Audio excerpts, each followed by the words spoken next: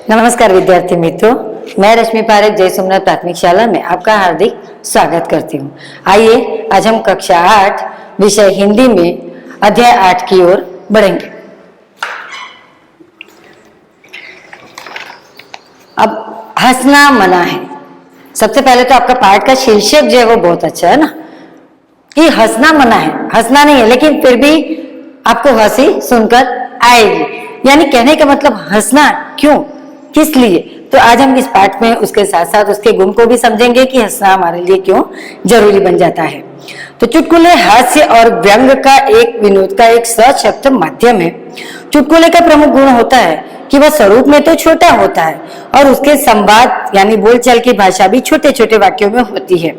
चुटकुले पढ़ने और सुनने से हमारा तनाव दूर होता है, चिंता मुक्त हो जाते हैं और इस दृष्टि से चुटकुले तनाव दूर करने का एक सशक्त माध्यम बन जाता है।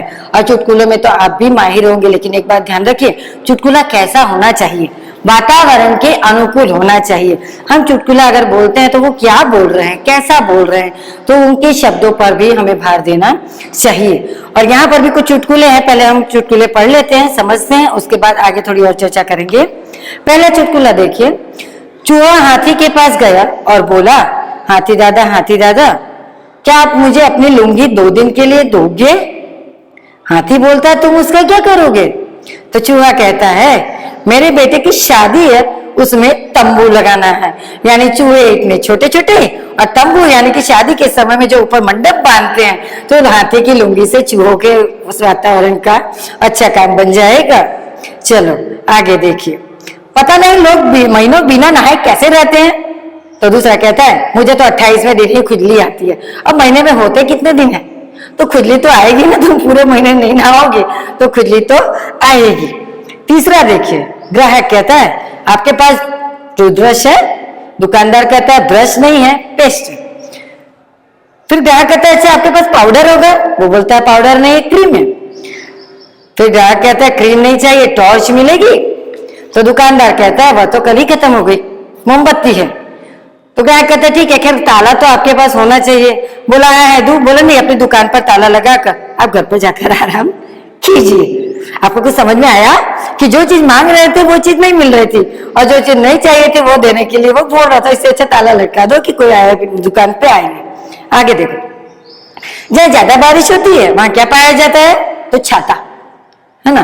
बारिश जहाँ जाती होती है तो वहां एक जवाब इसका ऐसा भी आता है कि कीचड़ पाया जाता है, कि जहाँ बारिश ज्यादा हुई तो कीचड़। लेकिन वो क्या कहता है कि छाता, कि बारिश में ही लोग छाता लेकर निकलते हैं। उसके आगे देखिए, ये भी बहुत अच्छा है। 3 दोस्त आपस में गपशप कर रहे होते हैं, बातचीत कर रहे होते हैं। प्रश्न ये हुआ कि किसी दिन सोकर उठने पर हमको यह पता चले कि हम लखपति बन गए तो हम क्या करेंगे? तो दोस्त लोग आपस में मिलकर ऐसा सवाल का जवाब पूछ रहे हैं। तो एक क्या कहता है, सुनो, हम तो सीधे पेरिस जाएंगे और खूब मजे करेंगे, पैसे उड़ाएंगे। दूसरा कहता है, मैं किसी लाभप्रद कारोबार या व्यापार में रुपया लगा दूंगा। और तीसरा कहता है, मैं तो फिर से सोने की कोशिश करूंगा, तब तक सोता रहूंगा जब तक मैं करोड़पति ना बन जाऊं। समझ में आया आपको कुछ? कि वो खाली नींद में ही सपने देख रहा था, बाकी उसको कुछ करने की जरूरत नहीं थी। और ये भी एक अच्छा है, देखो। भूत, वर्तमान और भविष्य से तुम क्या समझते हो?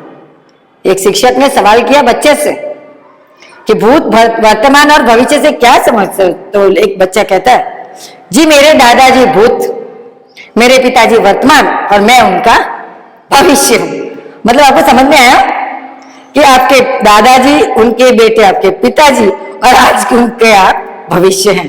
ठीक है। तो इस प्रकार अलग अलग चुटकुलों के द्वारा हम अपने समय का मनोरंजन भी करते हैं और उस मनोरंजन के द्वारा हमारा समय भी अच्छा व्यतीत होता है। दूसरी बात कि इसमें हमें किसी साधन की जरूरत नहीं पड़ती है और हम कम समय में भी बिना किसी साधन के किसी भी स्थल पर बैठकर इसका उपयोग हम करके अपना आनंद ले सकते हैं। आगे देखिए। रेल का किराया अधिक बढ़ जाने पर भी यात्रियों की संख्या में वृद्धि हो रही है, कि रेल का भाड़ा बढ़ रहा है तो घटना चाहिए, संख्या घटनी चाहिए यात्रियों की, लेकिन संख्या भी बढ़ रही है। तो इसका कारण क्या है? तो उत्तर मिलता है कि इसका कारण ये है कि हर एक आदमी यही सोचता है कि अगले साल भाड़ा और बढ़ जाएगा, इससे अच्छा इसी साल यात्रा कर ले। यानी वो हर साल यात्रा करते ही रहते हैं और भाड़ा भी बढ़ते रहते हैं। आगे देखिए। ये हमारे शिक्षक से संबंधित है। शिक्षक ने सभी छात्रों को घास खाती हुई गाय का चित्र बनाने को कहा। सभी छात्र चित्र बनाने लगे। कल्पेश ने अपना पन्ना यानी पेज कोरा छोड़ दिया। शिक्षक ने जब आया तो शिक्षक ने कहा, कल्पेश इस चित्र में घास कहाँ है? तो कल्पेश कहता है, घास को तो गाय खा गई। बोला, अच्छा तो गाय कहाँ है? तो कहता वो तो घास खाकर चली गई। अब सोचो, इसे कहते हैं चुटकुला। और इसके लास्ट में एक और है, मम्मी से ज्यादा मुझे पापा का चाटा पसंद है। क्यों? तो क्योंकि पापा प्रति चाटा 5 रुपए देते हैं। इसका मतलब आपको समझ में आया? नहीं ना?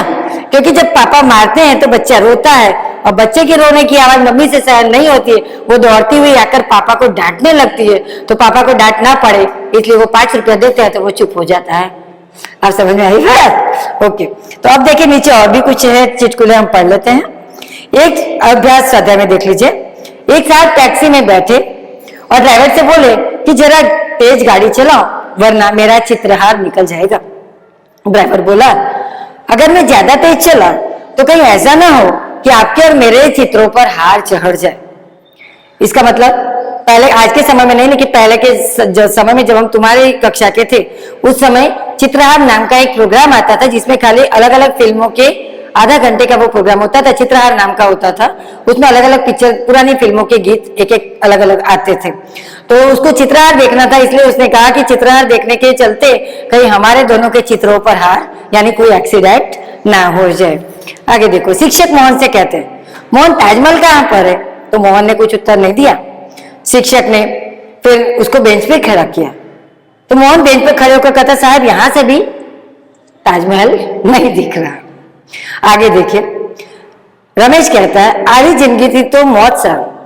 अचानक यमदूत આવી ગયા અને બોલ્યા, તારો જીવ લેવા માટે મને આદેશ મળ્યો છે। તો રમેશ કે, લ્યો બોલો, હવે તો માણસ મજાક પણ ના કરી શકે કે यमराज મને લેવા આવી ગયા। और एक देखो अंतिम, ब्रिजेश भाई बस में उभा उभा रहीने मुसाफरी કરી રહ્યા હતા। એક મુસાફરે તેમને બેસવા માટે જગ્યા આપી। તો ब्रिजेश भाई કહે છે, મારે બેસવું નથી, મારે બહુ ઉતાવળ છે। અરે પણ તો એટલા જ ટાઈમમાં ક્યાં પહોંચવાનો છે ને? એટલે ટૂંકમાં આવા નાના નાના વાક્યોથી આપણે હસીએ છીએ।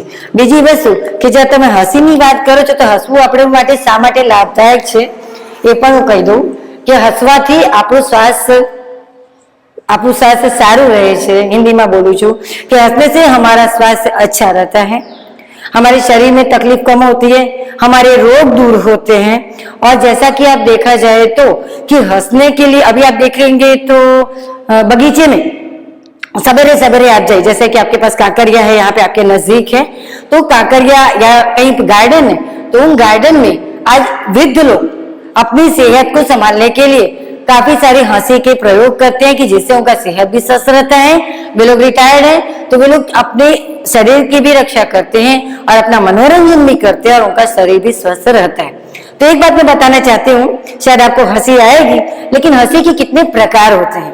हम अपने जीवन में हंसी का उपयोग करते हैं लेकिन वो समय समय के अनुसार होता है। तो यहाँ जो वृद्ध लोग, हर बगीचे में आप सवेरे कभी चले जाइएगा, देखना होगा तो आपकी उन लोग की एक्सरसाइज होती है उसकी कि वे कैसे करते हैं। तो आज तो हम क्लास में आमने सामने नहीं, लेकिन फिर भी मैं इसके द्वारा कुछ आपको समझाना चाह रही हूँ कि वहां वृद्ध लोग कैसे एक्सरसाइज करते, कि वे हंसते भी जाते हैं और उनके पूरे एक्सरसाइज भी होती है बॉडी की, और वे अपने समय का उपयोग सही मायने में करते हैं, जिससे उनका एक फ्रेंड का ग्रुप भी बनता है और उन फ्री माइंड होकर वे लोग काम करते हैं। तो हंसने के प्रकार है। सबसे पहले तो देखिए, एक हंसी ऐसी होती है कि अगर सामने से कोई जा रहा है तो वह आपसे दूर है, लेकिन फिर भी आप उसकी तरफ अगर देखते हैं तो आप धीरे से सिर्फ मुस्कुराकर, सिर हिलाकर आप उसका अभिवादन करते हैं कि हाँ, आपको पहचानता है, आपका अभिवादन किया। तो ऐसे करके आप एक बार उसको अभिवादन, भले वो दूर है, आप बोल नहीं रहे, लेकिन आप उसका अभिवादन करते हैं कि मैंने आपको देखा, तो दूर से ही एक संबंध हमारा बना रहता है।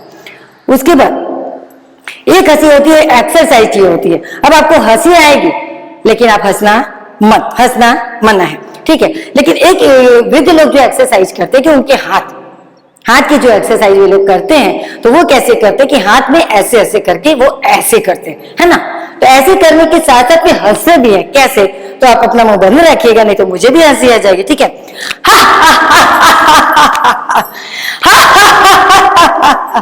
इस तरह वे लोग हंसी करके, तो बोलने से क्या होता है कि उनके फेफड़े की भी कसरत इसमें अवश्य होती है, ठीक है। अब दूसरा एक है कि वो जब एक दूसरे के पूरा वो लोग एक राउंड बना के खड़ा रहते हैं, ठीक है। उसके बाद वे लोग क्या करते हैं, ऊपर हाथ करते हैं, है ना। उसमें भी देखिए यानी ऐसा करने से भी उनके सोल्जर की और उनके एक उनका वातावरण भी अच्छा रहता है। सब लोग एक साथ मिल के करते हैं कि जिससे उन लोगों को आनंद भी मिलता है, वे लोग खुश होते हैं और इसका उपयोग करते हैं। उसके बाद फिर पैर की एक्सरसाइज के लिए वो लोग करते हैं, ऐसे दोनों हाथ ऊंचा करते हैं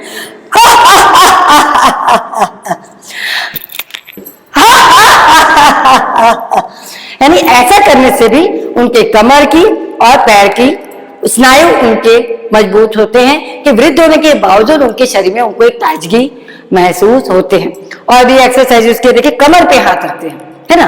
तो एक्सरसाइज में भी हम अच्छा आनंद ले सकते हैं और आप लोग भी अपने घर पे अच्छी तरह से कर सकते हैं, ठीक है। तो यहाँ पे कमर पे दोनों हाथ रख के, दोनों हाथ रख के कमर पे, ठीक,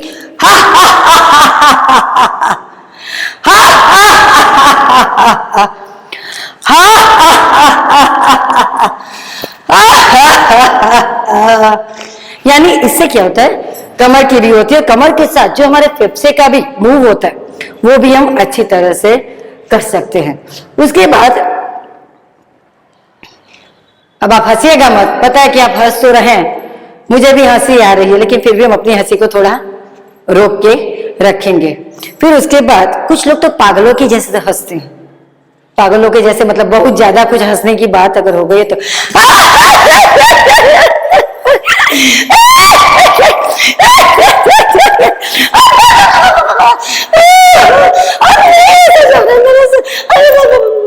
यानी खुलकर हंसना कि जिसमें पूरे बॉडी की आपकी एक्सरसाइज होती है।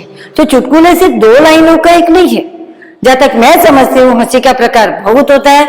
अगर तुम उसका उपयोग करोगे तो तुम्हें कहीं भी एक्सरसाइज करने के लिए तुम्हें वहां पर जाना नहीं पड़ेगा और तुम इससे मनोरंजन का साधन कर सकते हो। दूसरी बात कि इसमें किसी भी प्रकार के साधन की जरूरत हमको पड़ती नहीं है और हंसना सेहत के लिए लाभदायक है। हाँ, लेकिन जरूरत के अनुसार हंसना चाहिए, ये तो मैंने तुम्हें क्लास में बताया और तुम ये जाके वर्ग में इस तरह से बताना मत। लेकिन जब वर्ग में अगर तुम होते तो हर बार मैं देखती हूँ कि मुझसे भी ज्यादा अच्छी एक्सरसाइज, और उन लोगों से जब मैं पूछती हूँ तो वो लोग खुद कहते हैं कि मेरे दादाजी जाते हैं, इस प्रकार की एक्सरसाइज करते हैं और वे लोग स्टेज पर आकर मेरे सामने बताते हैं तो मुझे भी उनसे कुछ सीखने को मिलता है। चलिए अब आज हम इसका आनंद लेंगे और घर में आप भी थोड़ी एक्सरसाइज करेंगे जिससे आपको और आपके परिवार को लाभदायक बने और सभी स्वस्थ और निरोगी रहे, ऐसी ईश्वर से मैं कामना करती हूँ। नमस्कार।